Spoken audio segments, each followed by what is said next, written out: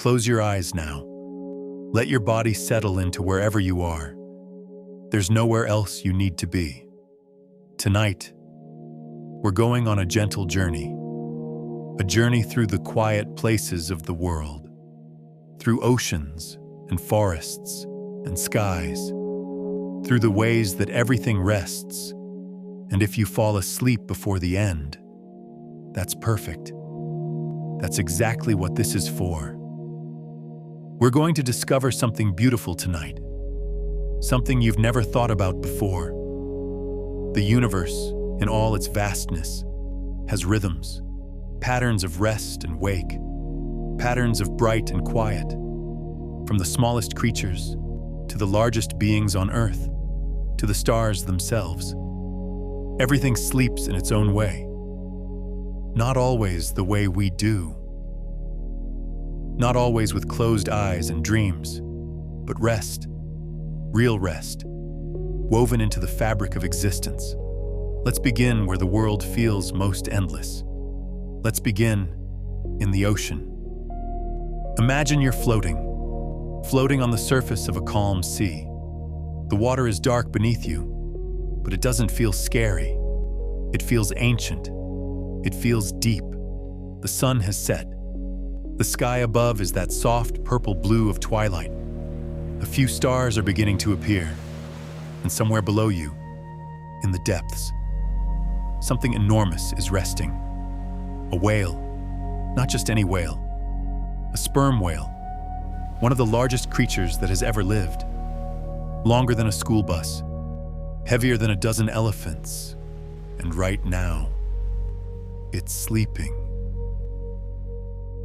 But here's the thing. Here's the beautiful, strange thing. Whales can't sleep the way you do. They can't close their eyes and drift away for 8 hours, because if they did, they would drown. Whales are mammals, just like you, just like dogs and cats and bears, which means they need to breathe air. They have lungs, not gills.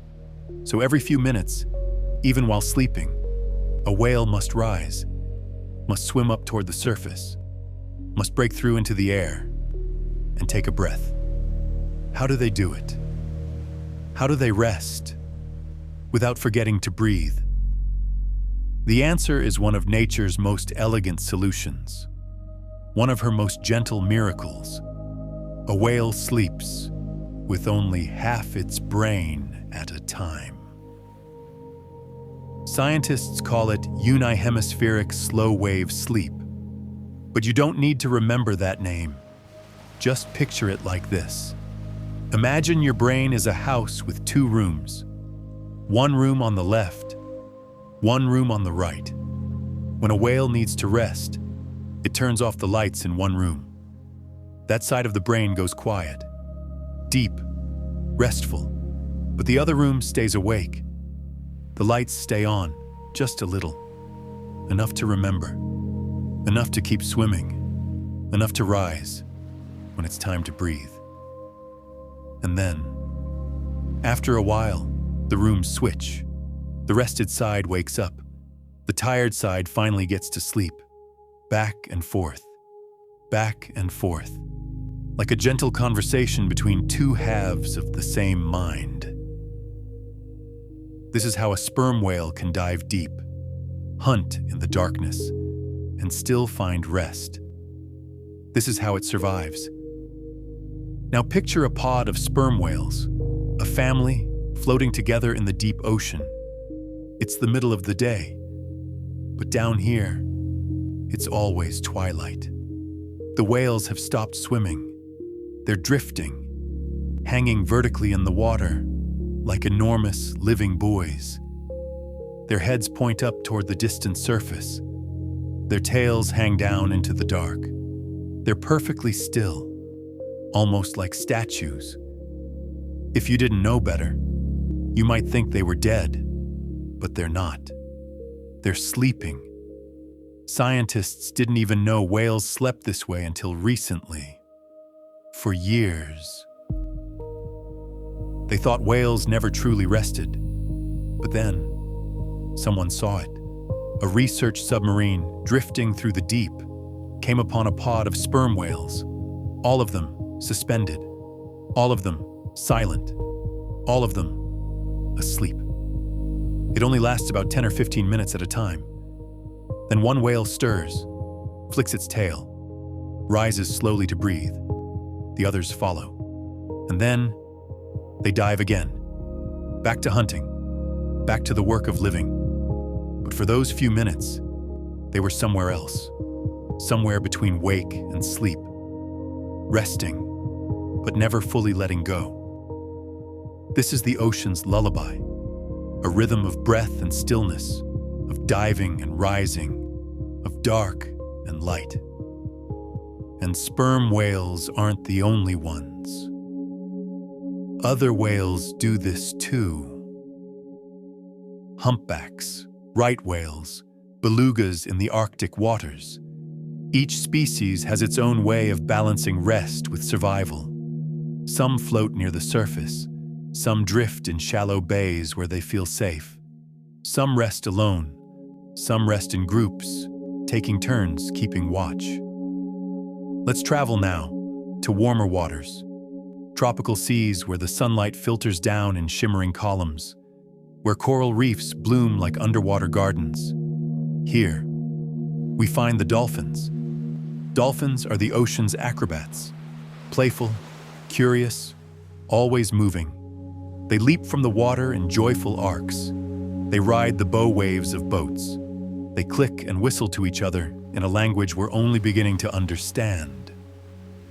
But even dolphins, with all their energy, need to rest. And they face the same problem as whales. How do you sleep when you must breathe air? The answer is the same. One half of the brain rests, the other half stays awake.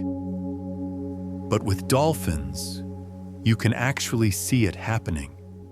A dolphin resting in shallow water will keep one eye open, the eye opposite the awake half of its brain. So if the left side of the brain is sleeping, the right eye stays open. If the right side is sleeping, the left eye stays open. It's like a built-in night watch, a way to rest, while still scanning for danger, still looking for sharks, still staying aware. Imagine what that must feel like. Half of you deeply asleep, half of you gently alert, not quite dreaming, not quite awake, somewhere in between. Researchers have watched dolphins do this for hours, swimming slowly in circles, always turning the same way. So the open eye faces outward, always keeping half the world in view. Mother dolphins with newborn calves do this even more. The babies need to breathe more often. They're still learning to swim, still clumsy and vulnerable. So the mother barely sleeps at all for the first few weeks. She stays near the surface. She nudges her baby upward to breathe. She keeps one eye always on her child. It's exhausting. But she does it, because that's what survival requires. That's what love requires. After a month or so, the baby gets stronger. It learns the rhythm of breathing. It can swim beside its mother without constant help. And then, finally, the mother can rest both halves of her brain. Not at the same time, of course, but deeply, fully, the way she needs to. Let's drift now into even shallower water, a quiet lagoon, warm and protected. Here, a group of dolphins is resting together.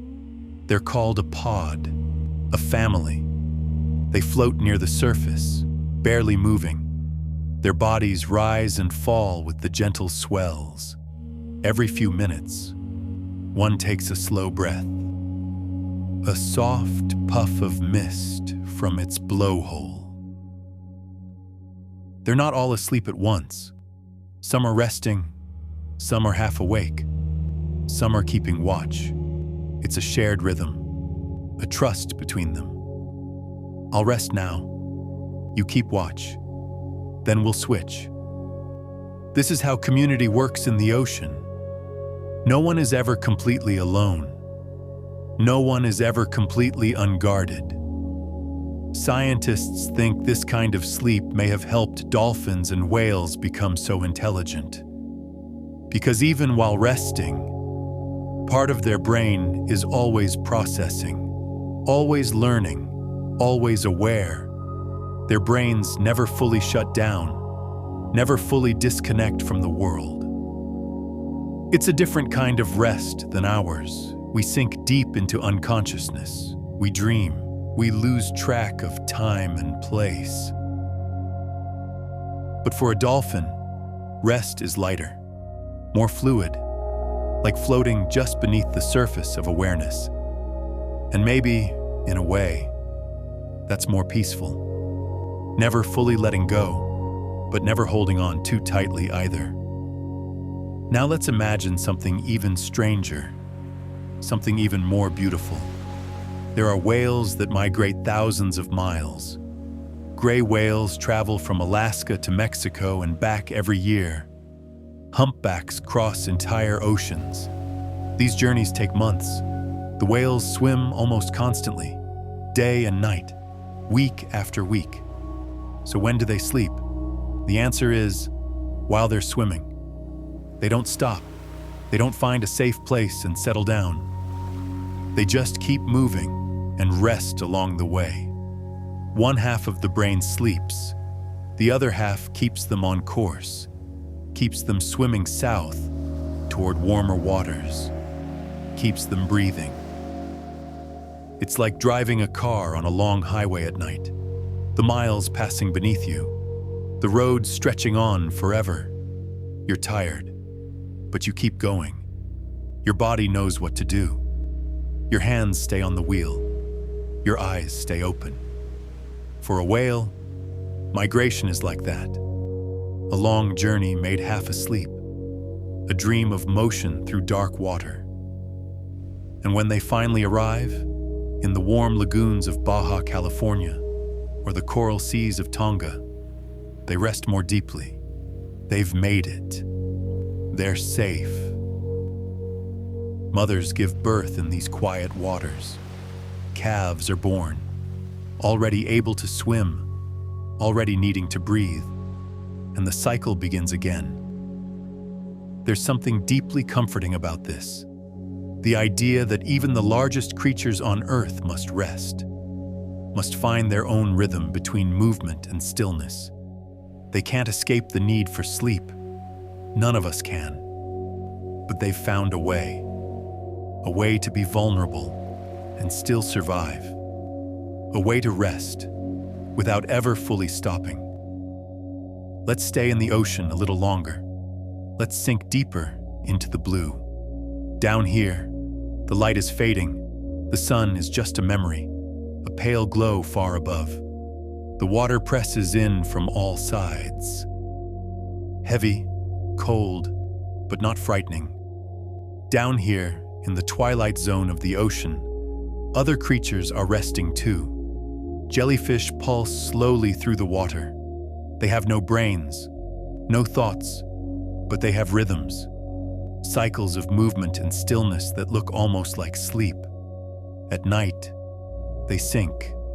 They stop pulsing. They drift downward, like parachutes falling through the sky. Are they sleeping? Scientists aren't sure, but something in them, some ancient simple part, knows when to rest. Even creatures without brains have rhythms.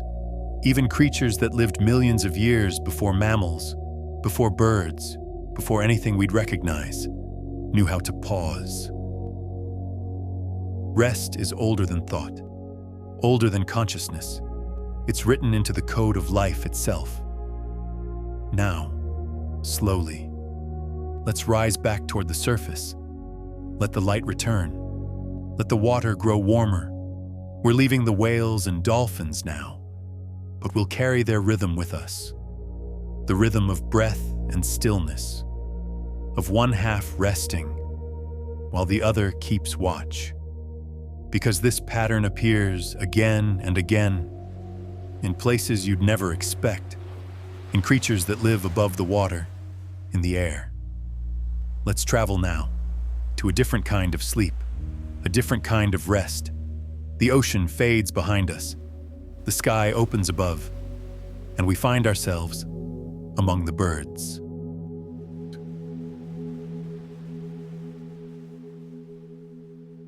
Some birds rest much like the dolphins and whales we just visited, drifting but aware, dozing but safe, half asleep and half awake.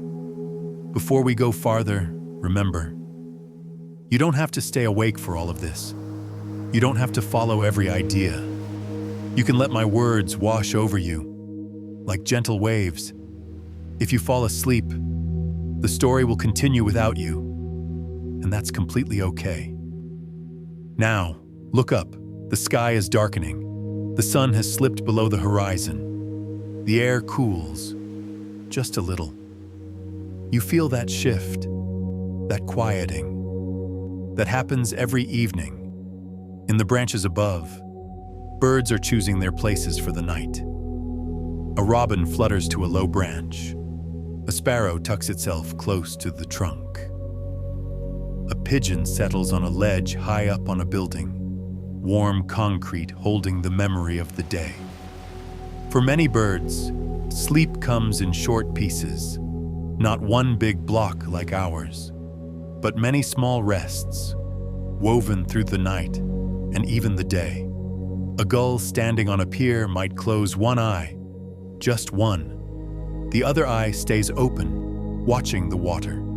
A duck floating on a pond may do the same, half its brain slipping into rest, the other half gently alert. This is that same pattern again. Unihemispheric sleep. One side resting, one side keeping watch. You can imagine it like a lighthouse. The sleeping side is dark. The waking side is the moving beam of light, slowly sweeping the horizon, looking for danger, looking for change. Along the edge of a lake, a row of ducks rests side by side. Those on the ends, the ones closest to the open water, sleep with one eye open, the eye facing outward, watching for foxes, watching for anything that breaks the pattern of quiet. The ones in the middle feel safer. They close both eyes. They sink into deeper rest, trusting their neighbors to keep watch. It's a simple, beautiful system. Shared safety, shared rest. Now, imagine a long line of birds flying in the sky. Maybe you've seen this. A V-shaped pattern high above. Geese or cranes or other travelers on their way from one season to another. They fly for hours, sometimes through the night, sometimes over oceans with nowhere to land.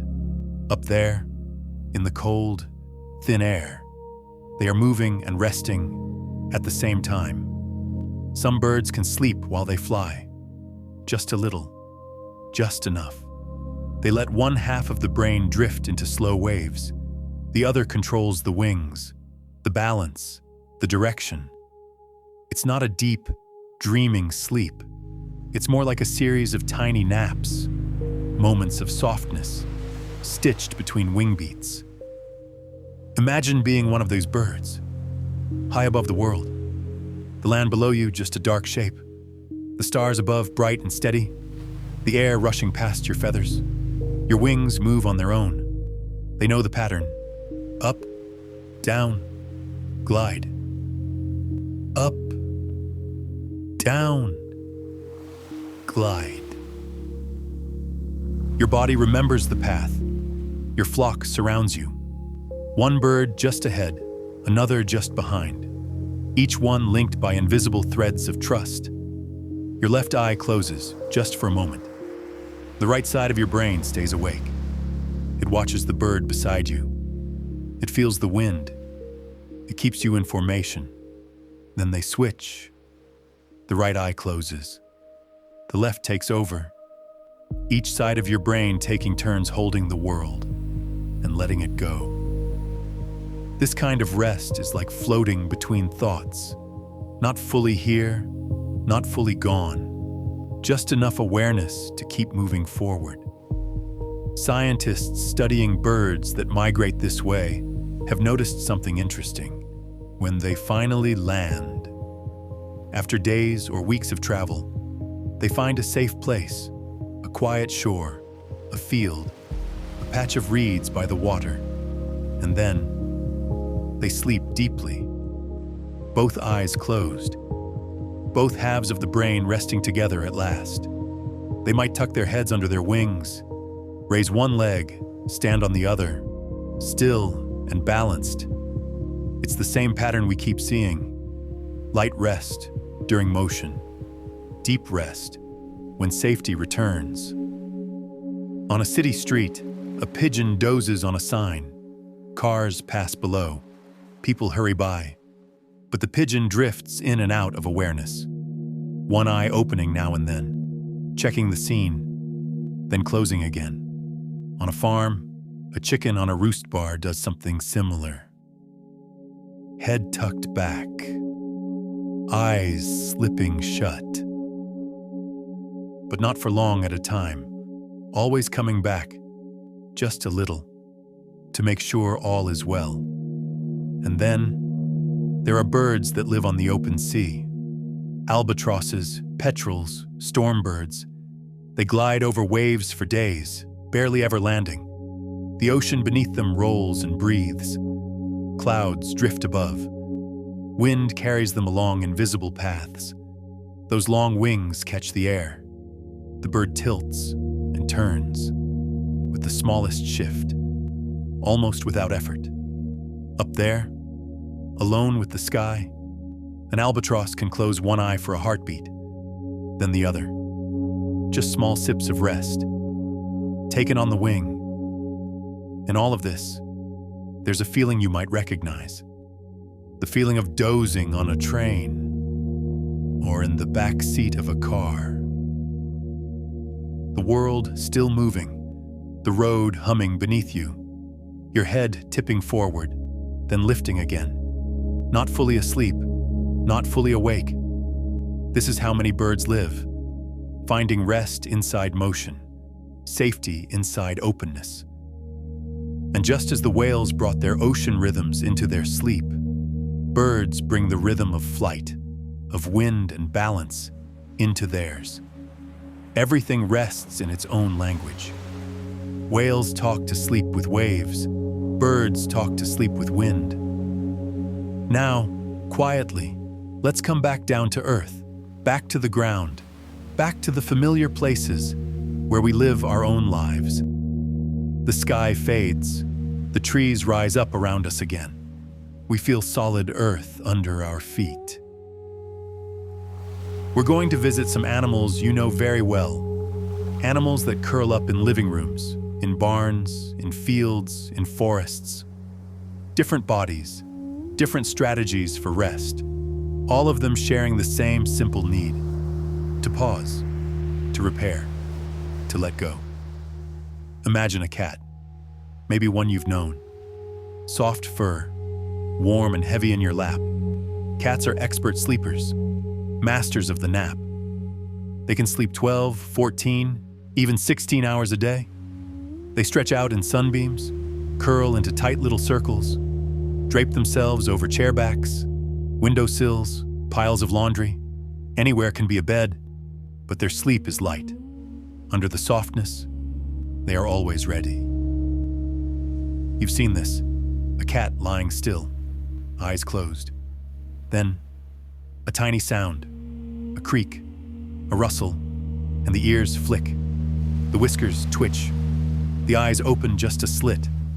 Even at rest, a cat listens. Even at rest, it holds onto a thin thread of alertness. This comes from their wild roots, long before sofas and food bowls, when they had to hunt, had to watch for larger predators. So their sleep became flexible. Many short naps, dozens of small rests scattered through the day and night. When they dream, their paws may twitch. You might see their claws flex, their tail tip quiver, as if chasing something only they can see. Their eyes move beneath closed lids, rapid little motions, just as ours do when we dream. Then, just as quickly, they sink back into stillness, their breathing slow and deep, body heavy and loose, completely surrendered to rest. Dogs are different, but also the same. Imagine a dog curled at the foot of a bed, or stretched out on a rug, chest rising and falling. Dogs also sleep a lot, but their pattern follows ours a bit more closely. They like to sleep when we do, to be awake when we're awake. Still, they nap often. Little pockets of sleep throughout the day. A quick doze after a walk, a deeper rest in the afternoon. And when dogs dream, it's hard not to smile. Their legs move as if they're running across some invisible field. Their noses twitch, as if following a scent only they can smell. Sometimes, a soft little bark escapes, a muffled woof from inside the dream. Their brains replay the day, the chase, the game, the people they love, just like us. Dogs need this deep, dream-filled sleep. It helps them learn, helps them process feelings, helps them grow. But even when they are deeply asleep, some part of them listens. A familiar step in the hallway, a key in the door, a voice they know. The eyes open, the tail wags. They lift their head, and suddenly they are wide awake, as if the sleep was just waiting, ready to be set aside.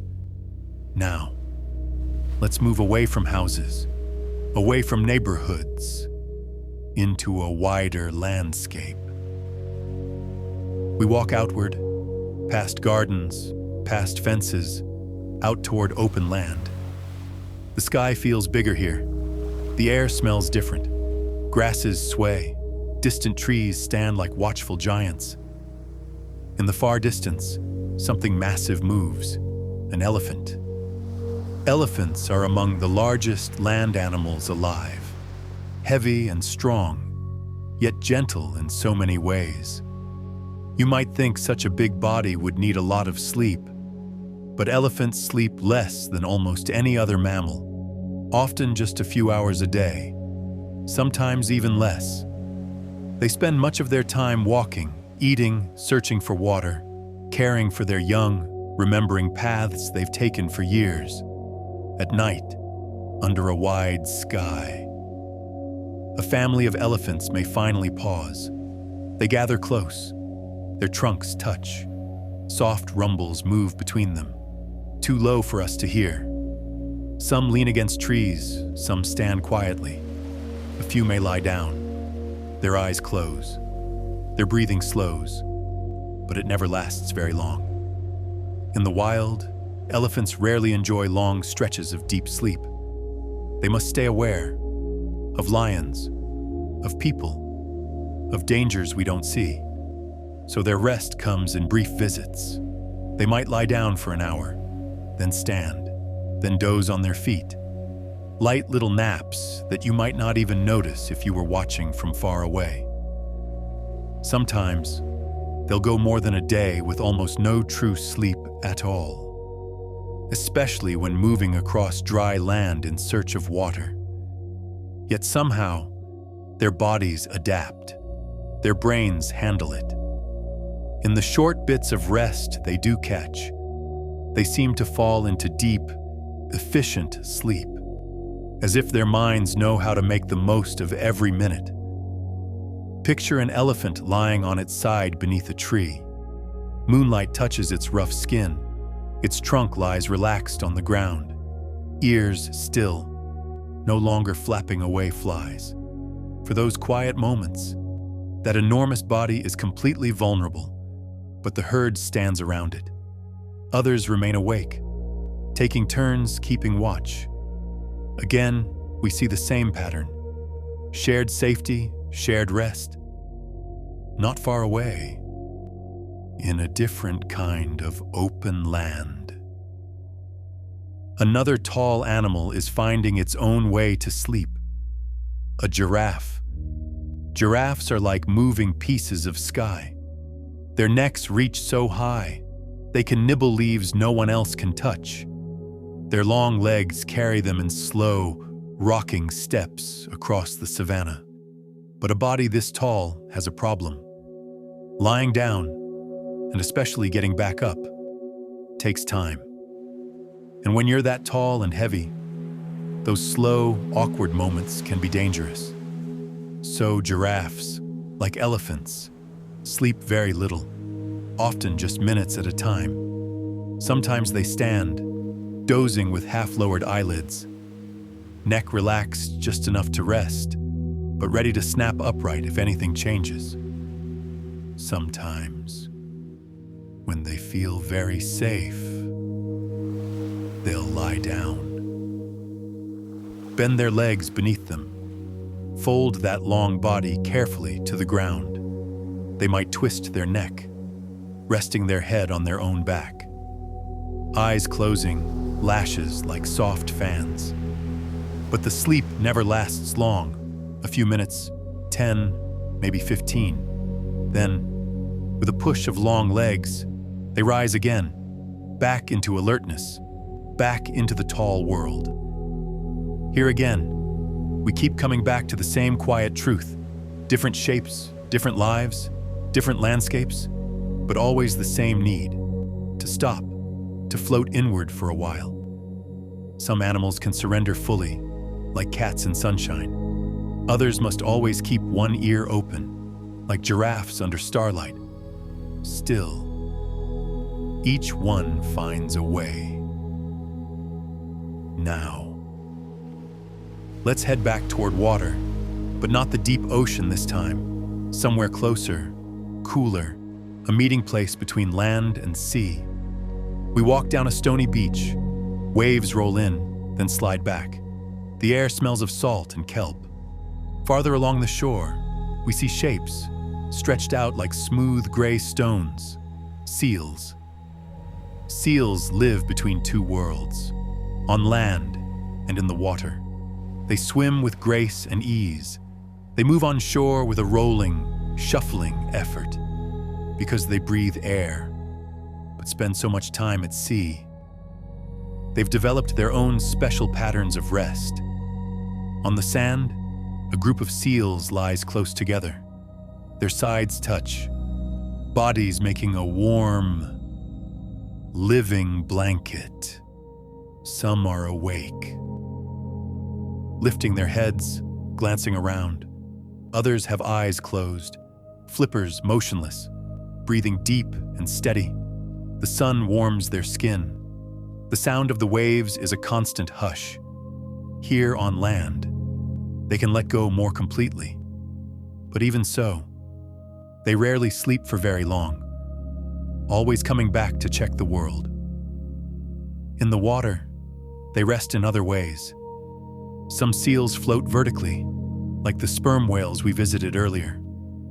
Only their faces near the surface, noses up, ready to breathe. Bodies drifting straight down below.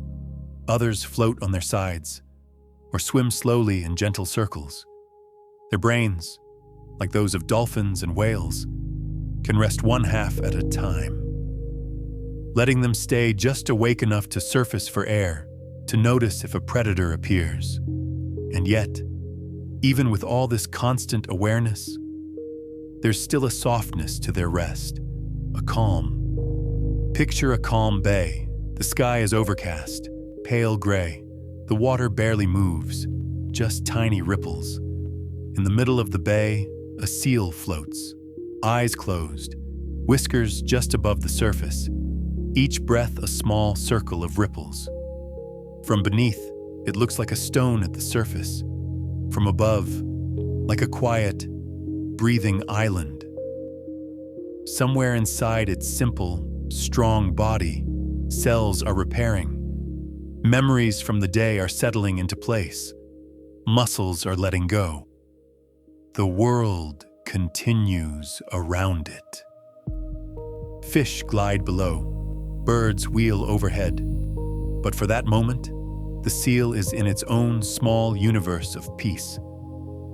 Now, step back for a moment and look at everything we've visited so far. Whales, drifting upright in the deep. Dolphins turning slow circles with one eye open. Birds sleeping while they fly. Ducks dozing with one eye on the world. Cats in sunbeams. Dogs at our feet. Elephants standing under stars. Giraffes folding their long bodies to the ground. Seals like gray stones on the shore. Each one so different. Each one shaped by its place, by its dangers, by its needs. And yet, every single one has found a way to rest, to enter those quiet inner rooms, to visit that soft, necessary darkness, where the body heals and the mind unwinds. You, listening right now, are part of this same pattern. You are one more living being in a world full of sleepers. Maybe your sleep comes easily. Maybe it doesn't. Maybe your mind likes to stay awake, circling, the way some birds circle while they rest. But your body knows how to sleep. It's older than your thoughts, older than your worries. Just as surely as a whale remembers to rise and breathe, just as surely as a migrating bird finds its way through the night, your body remembers how to find rest. You don't have to force it.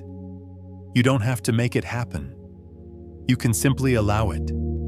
Give it permission, like opening a window and letting cool night air drift in.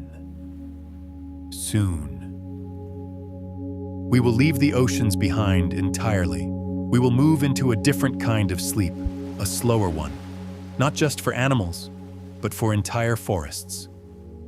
A sleep that lasts not just for hours, but for months. The sleep of winter, of trees, of bears in their dens, of landscapes tucking themselves in under blankets of snow. But before we go there, you can check in with your own body. Notice your breath, the way your chest rises and falls. Maybe more slowly now, maybe deeper. Notice the weight of your limbs, the way the surface beneath you holds you up. Nothing to do, nowhere to go. All around you, in every direction. Living things are sleeping, under the sea, in the trees, in burrows under the ground, in nests beneath leaves, on mountain ledges, in city apartments. You are not alone in this. You are never alone in this. The universe is full of creatures closing their eyes, letting go, trusting the night. So now, with the whales behind us, with the birds settling in their roosts, with cats and dogs curled in their familiar spots, with elephants and giraffes dozing under the stars, with seals stretched out on the sand, we turn toward a quieter world, a snowy one. A world where not just animals, but entire forests seem to fall asleep, waiting patiently for the light to return. And as we walk there together, step by slow step, you can feel yourself sinking deeper. Like a tree root, going down into soft soil, like a bear, curling into a warm den, like a seed, resting beneath the frost. The night is getting softer, the air cooler, the world quieter. We are almost ready to enter winter's dream, where time itself seems to slow, where rest is not just a moment, but a season. And as we cross that threshold, you are welcome to drift, to float, to slip into your own long, gentle rest anytime you wish. We are walking now through a forest, but not the green, singing forest of summer. This is a winter forest, The leaves are gone. The branches are bare. They reach up like dark fingers against a pale sky. The air is sharp and cold. Each breath you take feels clean, almost bright. The kind of cold that wakes you up and then, somehow, makes you want to curl up and rest. Under your feet, the ground is covered in snow, fresh snow. It makes a soft crunching sound with every step. Not loud, just a gentle compression. The world muffled and quiet. You stop walking, you stand still, and you listen. There are no birds singing, no insects humming, no rustling in the underbrush. Just silence, the deep, soft silence of a sleeping world. This is winter's gift, stillness, rest that stretches across entire landscapes. The trees around you are not dead. They only look that way, bare and brown and motionless. But inside, beneath the bark, there is still life, slow life, waiting life. Trees, in their own way, sleep through the winter, not like animals, not with dreams or half-awake brains, but with a deep biochemical slowing, a retreat inward. All through the spring and summer, a tree is busy. Its leaves drink sunlight. Its roots pull water from the soil. It grows. It breathes. It reaches upward and outward. But as the days grow shorter, as autumn arrives, something inside the tree begins to change. It senses the light fading. It feels the temperature dropping, and it begins, slowly, to prepare. The green in the leaves starts to break down. Chlorophyll, the substance that catches sunlight, begins to fade. And as it does, other colors appear. Yellows, oranges, reds. The tree is not trying to be beautiful. It's withdrawing, pulling nutrients back into its trunk and roots, saving what it can before the leaves fall. One by one, the leaves let go. They drift down. They cover the ground in soft layers, and the tree stands bare. Now, with no leaves to lose water through, the tree can survive the cold. It seals itself, closes tiny openings in its bark, slows the movement of sap, that lifeblood flowing through its veins. The sap thickens. In some trees, it becomes almost like syrup, moving so slowly you could never see it. Inside the wood, cells change.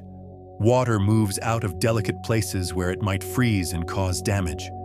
Sugars concentrate, acting like natural antifreeze. The tree becomes cold as the air around it. But it does not die. It enters a state called dormancy, a kind of living pause. Imagine your own body slowing down, your heartbeat softer, your breath slower, your thoughts drifting farther and farther apart. Not gone, just spread out across time. That's what dormancy feels like for a tree. Not death, not even true sleep, but a deep, patient waiting. Look closely at the end of a branch. There, at the very tip, you'll see a small bump, a bud. Inside that bud, curled up tight, is next spring's leaf. Already formed, already waiting, protected by hard scales, wrapped in layers like a tiny sleeping bag. That bud will not open until the right time. Not until the days grow long again. Not until warmth returns. The tree has no brain, no clock, but it knows. It counts the cold days. It measures the light. And when enough time has passed, when the conditions are right, the bud will swell, the scales will split, and green will return. But for now, in this moment, in the middle of winter, the tree simply stands, waiting, resting. All around you, every tree in this forest is doing the same thing. The oaks, the maples, The birches with their white bark glowing softly in the dim light. Each one a tower of patience. Each one holding next year's leaves and flowers inside itself, like a promise, like a secret. There is something deeply comforting about this. The idea that rest is not giving up, that stillness is not emptiness. The trees are not doing nothing. They are waiting with purpose. They are healing, repairing, preparing. In the quiet, their roots continue to anchor them. In the cold, their wood becomes stronger. In the dark, they dream of spring. Now, walk deeper into the forest. Your footsteps leave a trail behind you in the snow. The only sound, the only movement. You pass a fallen log, covered in white. You pass a frozen stream. Its surface hard and smooth, like clouded glass. Everything here feels suspended, caught between seasons, held in a long, slow breath. Beneath the snow, under the frozen ground, other things are sleeping too. Seeds, roots, bulbs buried deep. A tulip bulb, planted in autumn, sits in the cold soil. It looks dry, brown, dead, but inside there is a tiny green shoot, coiled tight. Waiting. The cold is not its enemy. The cold is necessary. Many seeds and bulbs need winter. They need the freeze. It tells them, this is the time to rest. This is the time to be patient. Spring will come, but not yet. Even the soil itself seems to sleep. The bacteria and fungi that usually break down leaves and wood, they slow down. Their work nearly stops. The earthworms burrow deeper, below the frost line, into earth that stays just warm enough. There, they curl into small spirals and wait. Insects vanish. Some die, leaving eggs behind. Others hide in cracks in bark, under stones, in hollow stems. Their bodies produce chemicals that keep them from freezing solid. They become living ice sculptures. Still. Silent. Barely alive, but alive enough. The forest, in winter, is not empty. It is full of sleepers, full of waiting things.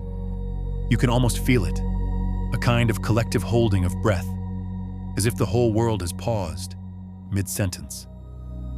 Now, as you walk, you notice something else, a hill rising ahead of you, rocky outcrops covered in snow, and there, near the base of the hill, a dark opening, a cave. You move closer, carefully, quietly. Inside that cave, someone else is sleeping, someone much larger than a seed or a bud. A bear. In the autumn, this bear ate constantly, berries, fish, roots, anything it could find. It grew heavy, its body thick with fat, preparing for the long months ahead. Then, as the first snows began to fall, it found this den, or dug it, a space just big enough, safe from wind, hidden from the world, and it curled up inside. What the bear does now is sometimes called hibernation, but it's not quite the same as the deep, frozen sleep of a frog or a ground squirrel. The bear's body temperature drops, but only a little. Its heartbeat slows, maybe 8 beats per minute instead of 50. Its breathing becomes so soft, so shallow, you might not notice it at all. For months, the bear will not eat, will not drink, will not leave the den. Its body lives off the fat it stored, slowly burning through those reserves, recycling its own waste so efficiently, nothing is lost.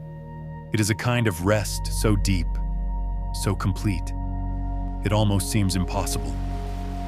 But the bear is not truly unconscious. If something disturbs it, if danger comes near, the bear can wake, slowly, groggily, but it can move. can protect itself.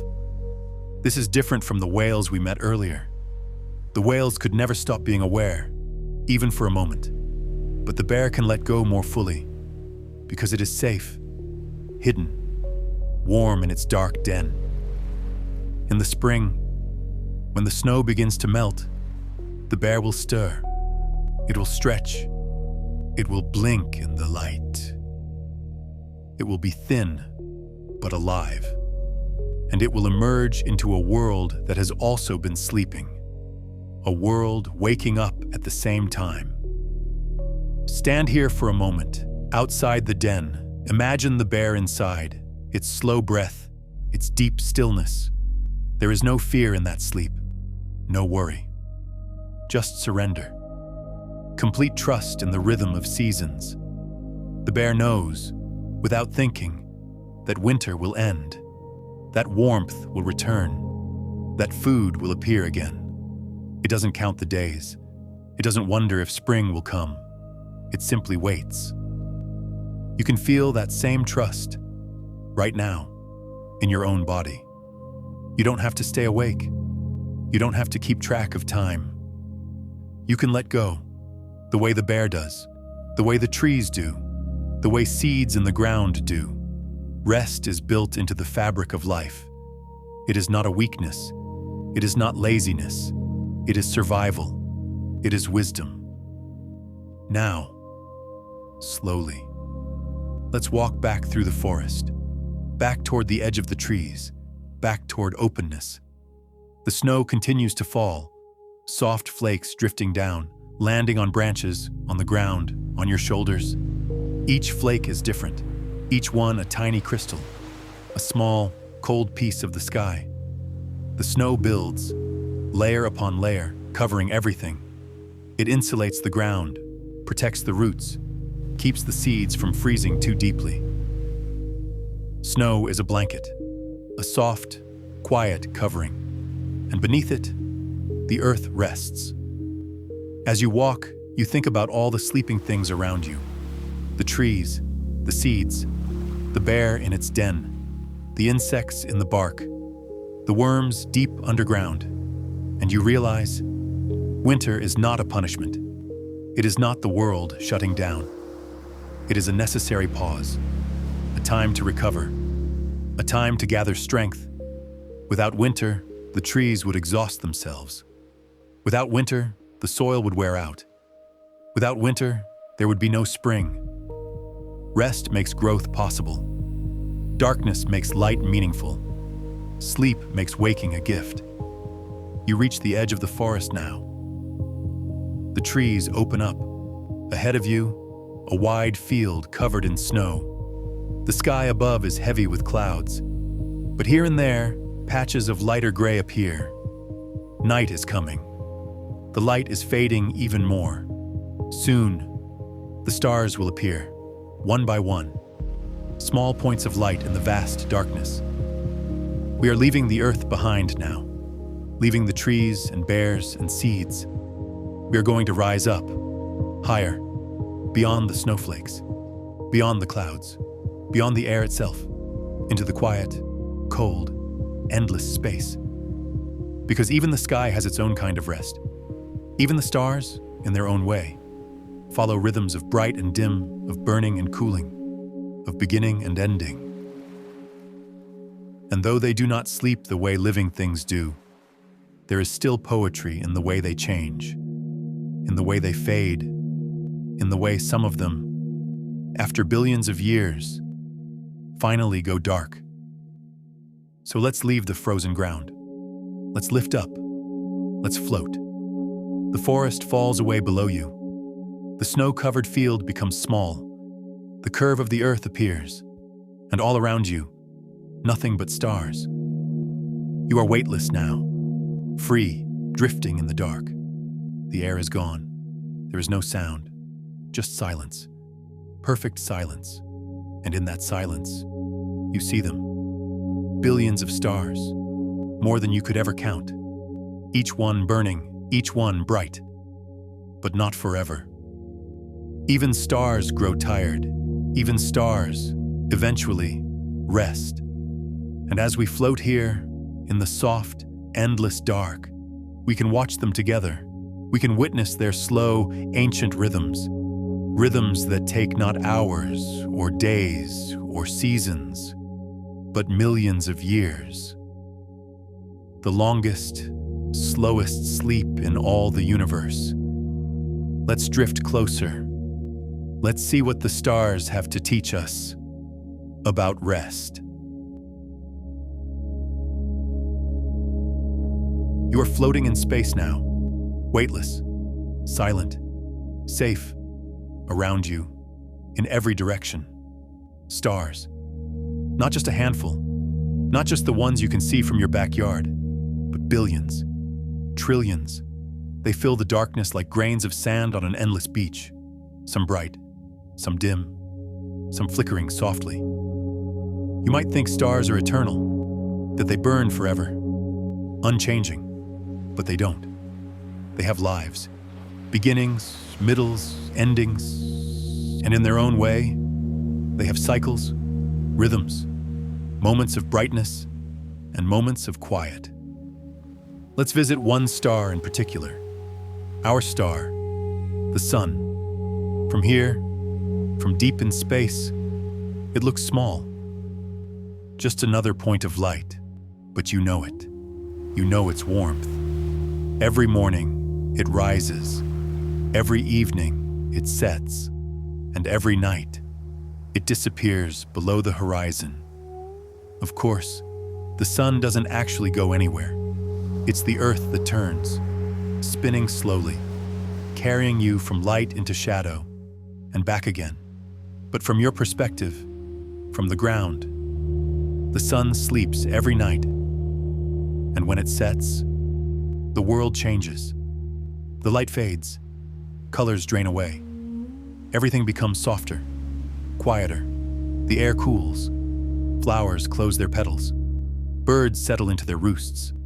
Animals emerge from burrows or retreat into them. The rhythm of day and night. Light and dark is the oldest rhythm on Earth, older than forests, older than whales, older than sleep itself. Life learned to follow the sun, to wake when it rises, to rest when it sets. And even now, deep in your cells, you carry that rhythm. Your body still listens for the light, still knows when to produce the chemicals that make you sleepy, still knows when to wake. This is called your circadian rhythm, your internal clock. It runs whether you want it to or not. Even if you lived in a cave with no windows, your body would still follow a roughly 24-hour cycle, because you are part of this spinning planet, part of this dance with the sun. Now, imagine the sun itself, not as it appears in the sky, but as it really is. A massive ball of burning gas, so large that over 1 million Earths could fit inside it, so hot that nothing solid could exist on its surface. Deep in its core, hydrogen atoms smash together, fusing into helium, releasing energy, light, heat. This has been happening for nearly 5 billion years, and it will continue for another 5 billion more. But even the sun, even this vast, powerful furnace, will not burn forever. One day, billions of years from now, the hydrogen will run out, the core will begin to cool, the sun will change, it will swell, becoming a red giant, huge and dim. It will swallow the inner planets, Mercury, Venus, maybe even Earth. And then, after a time, it will collapse, shedding its outer layers into space, leaving behind a small, dense core, a white dwarf.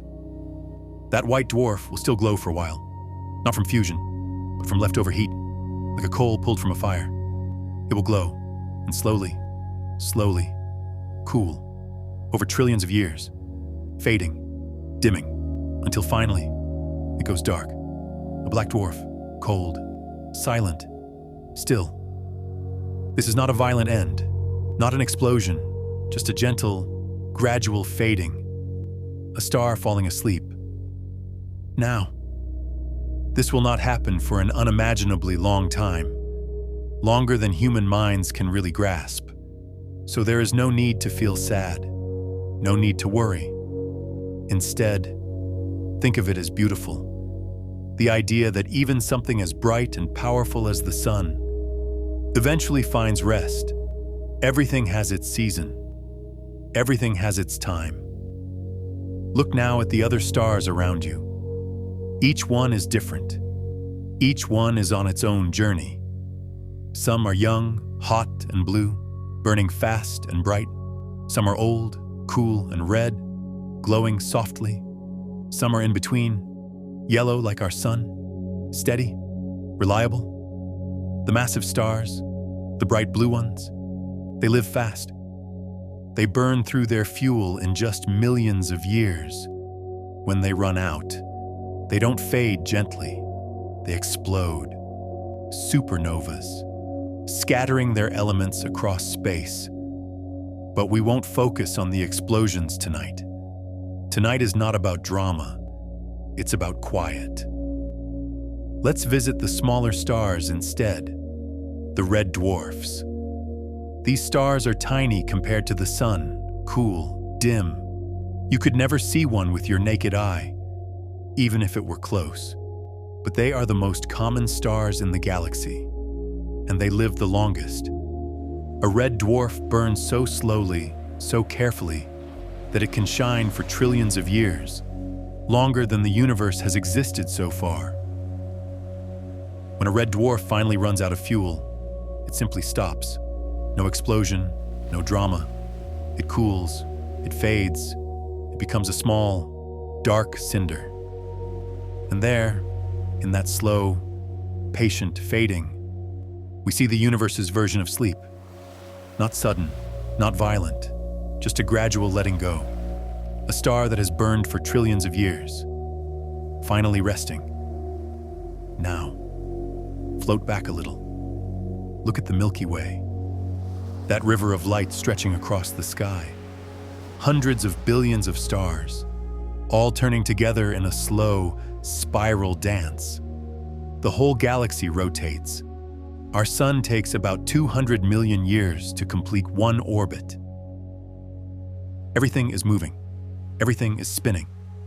But from here, it looks still, frozen, like a photograph. Space is not empty, but it is quiet. There is no air to carry sound. No wind, no waves, just silence. Perfect, eternal silence. And in that silence, the stars burn.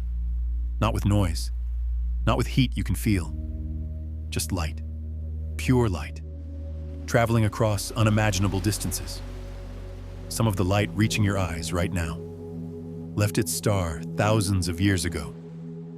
When that light began its journey, there were no cities on Earth, no cars, no electricity, just forests and oceans, and animals living their quiet lives. And now, after traveling all that time, the light arrives, touches your eye, and you see the star.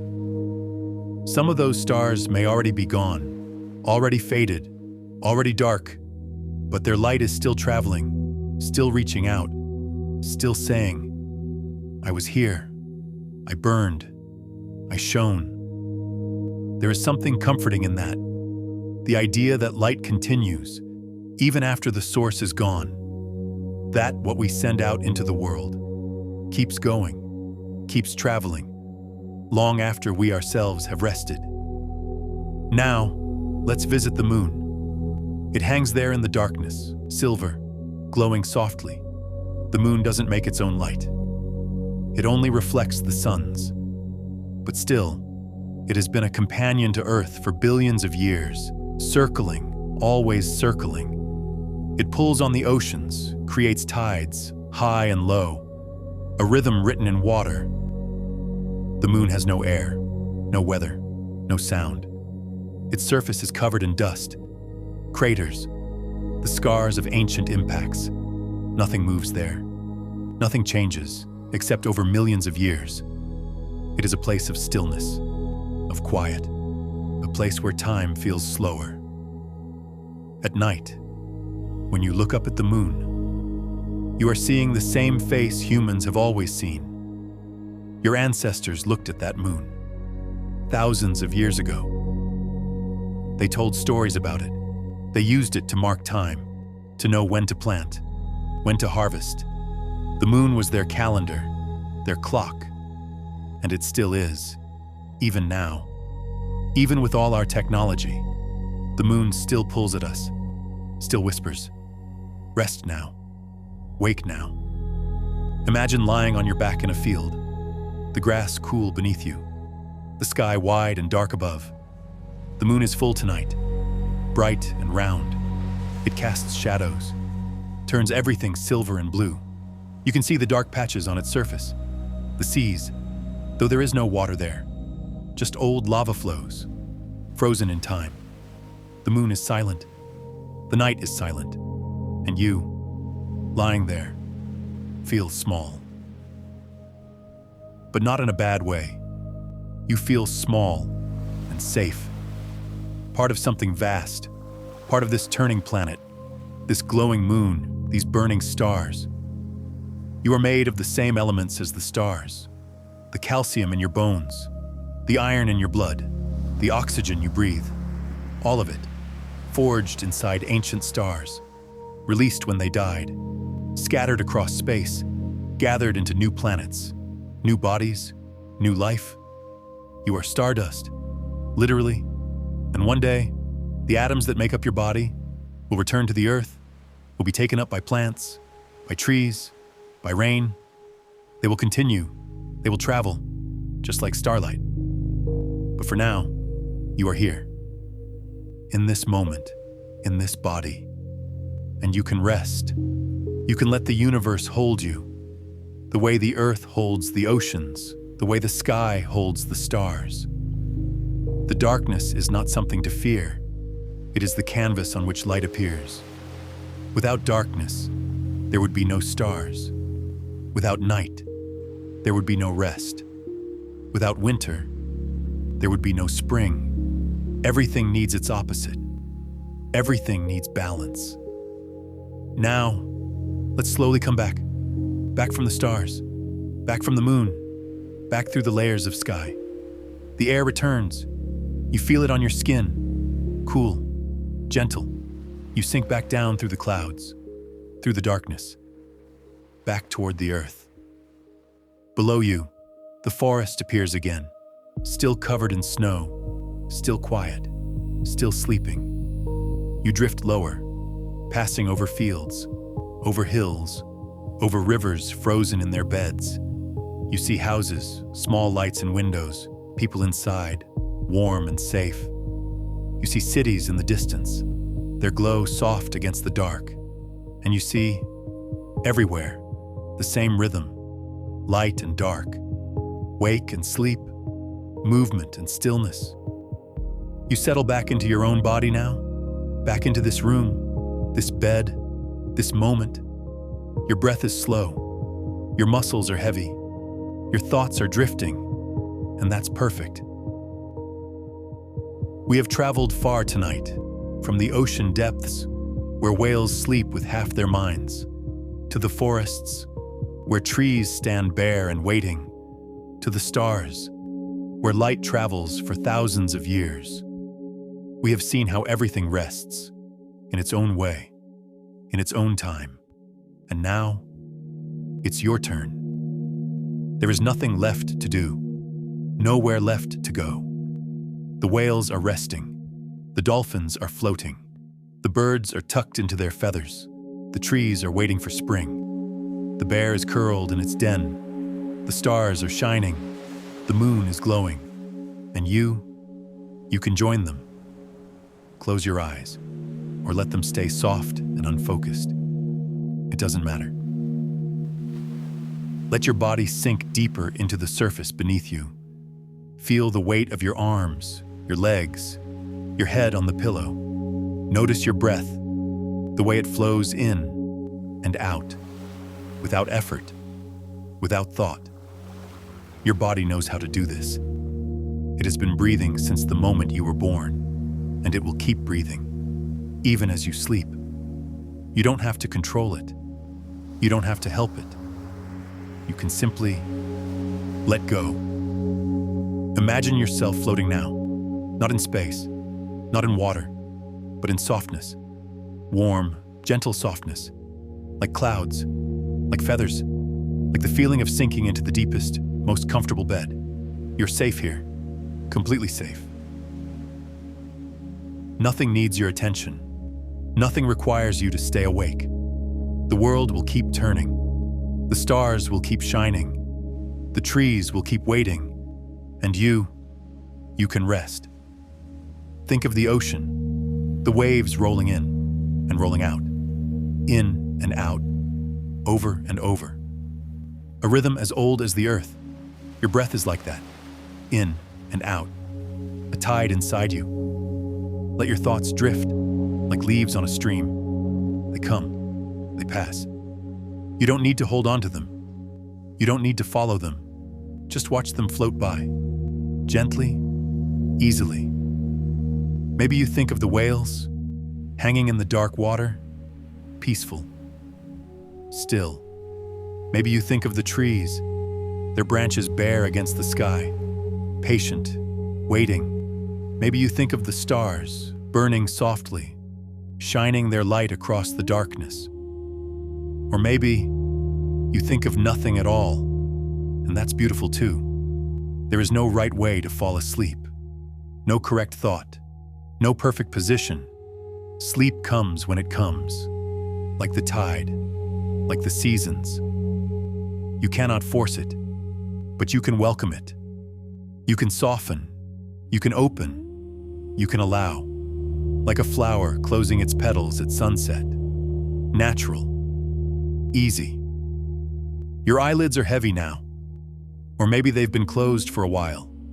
It doesn't matter. Your body is warm, your mind is quiet, and somewhere between one breath and the next, you might drift away.